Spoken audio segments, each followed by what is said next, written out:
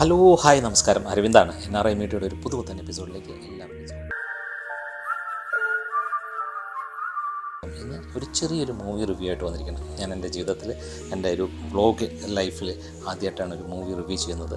Movie കണ്ടിട്ടുണ്ട്, ആസ്വദിച്ചിട്ടുണ്ട്, മറ്റുള്ളവരുടെ അഭിപ്രായങ്ങളൊക്കെ പറഞ്ഞിട്ടുണ്ട്. പക്ഷേ ഒരു സ്ക്രീനിന് മുമ്പിൽ വന്നിട്ട് ആദ്യമായിട്ടാണ് ഒരു മൂവിയെക്കുറിച്ച് ഞാൻ സംസാരിക്കാൻ പോകുന്നത്. ആ ഒരു മൂവി എന്ന് പറഞ്ഞാൽ ഈ വർഷത്തെ ഏറ്റവും ശക്തമായ 2 കഥാപാത്രങ്ങളെ അവതരിപ്പിച്ചിട്ടുള്ള, അതുപോലെ ക്രിസ്റ്റോ ടോമി എഴുതി സംവിധാനം ചെയ്തിട്ടുള്ള ഉള്ളൊഴുക്ക് എന്നുള്ളൊരു മൂവിയെക്കുറിച്ചാണ്. ഞാൻ എൻ്റെ സ്വന്തം മോളെ പോലെയാ നിന്നെ സ്നേഹിച്ച്. നീ എന്നും എൻ്റെ കൂടെ നിൽക്കണമെന്ന് എൻ്റെ ആഗ്രഹം. ശക്തമായിട്ടുള്ള സ്ത്രീ കഥാപാത്രം, ഒന്ന് ഉർവശി ചേച്ചിയും മറ്റൊന്ന് പാർവതി തിരുവോത്തും. വളരെ ശക്തം എന്ന് വെച്ചാൽ വളരെ ശക്തമായിട്ട് 2 കഥാപാത്രം. ഒപ്പം തന്നെ അവരുടെ ഹാൻഡിൽ ചെയ്തിരിക്കുന്ന ഇമോഷൻസ്, ആ സ്ക്രീനിൽ അവരുടെ പ്രസൻസ്, അത് വാക്കുകൾ കൊണ്ട് വിവരിക്കാൻ കഴിയില്ല എന്ന് തന്നെ പറയാം. അതൊരു വലിയൊരു സ്ക്രീനിൽ പോയിട്ട് കാണേണ്ടത് തന്നെയാണ്. എങ്ങനെ ചെയ്യാൻ തോന്നി എന്നോട് ഇങ്ങനെ? ചില നോട്ടങ്ങൾ, അവരുടെ ഓരോ ബോഡി ലാംഗ്വേജ് ഒക്കെ കാണുമ്പോൾ നമുക്ക് തന്നെ ആ ഒരു ഇമോഷൻസ്.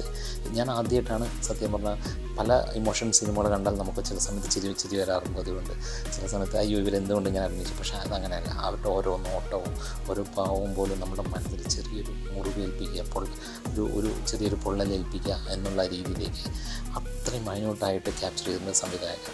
ബാക്കിയുള്ള കാര്യങ്ങളെക്കുറിച്ച്, ടെക്നിക്കൽ വശങ്ങളെക്കുറിച്ച്, എഡിറ്റിങ്ങിനെക്കുറിച്ചോ കളറിങ്ങിനെക്കുറിച്ചോ ബാക്കിയുള്ള കാര്യങ്ങളെക്കുറിച്ചൊന്നും എനിക്കറിയില്ല. പക്ഷേ അതിൻ്റെ ശക്തമായിട്ടുള്ള തിരക്കഥയും ഒപ്പം തന്നെ ആ 2 കഥാപാത്രങ്ങൾ അവതരിപ്പിച്ചിരിക്കുന്ന രീതി. എനിക്ക് ഇനിയും കുറെ കാര്യങ്ങൾ പറയാനുണ്ട്. എനിക്കാവും ഞാൻ കരുതിയില്ല.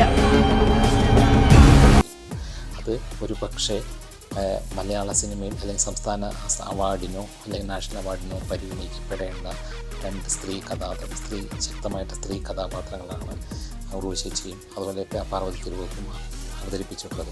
ഈ വർഷം ഇറങ്ങിയ എല്ലാ സിനിമകളും, ഒരുപക്ഷെ ഇറങ്ങിയ സിനിമകളെല്ലാം ഒരുവിധം നല്ല സിനിമകളായിരുന്നു.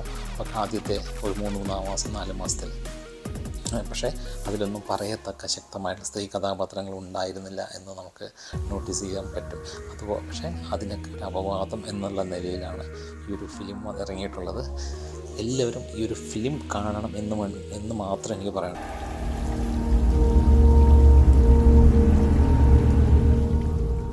ഒരു സിനിമയെക്കുറിച്ചുള്ള റിവ്യൂ എന്നതിനേക്കാളുപരി എൻ്റെ മനസ്സിൽ എനിക്ക് തോന്നിയിട്ടുള്ള കാര്യങ്ങളാണ് ഞാനിവിടെ അവതരിപ്പിച്ചിട്ടുള്ളത്. ഒരുപക്ഷെ നിങ്ങൾക്ക് വ്യത്യസ്തമായ അഭിപ്രായങ്ങളുണ്ടായിരിക്കാം. പക്ഷേ ഒരു മലയാളി ആസ്വാദകനായിട്ടുള്ളൊരു മലയാളി തീർച്ചയായും കണ്ടിരിക്കേണ്ട ഒരു മൂവി തന്നെയാണ് എന്ന് എനിക്ക് റെക്കമെൻഡ് ചെയ്യാൻ കഴിയും. അപ്പോൾ എല്ലാവർക്കും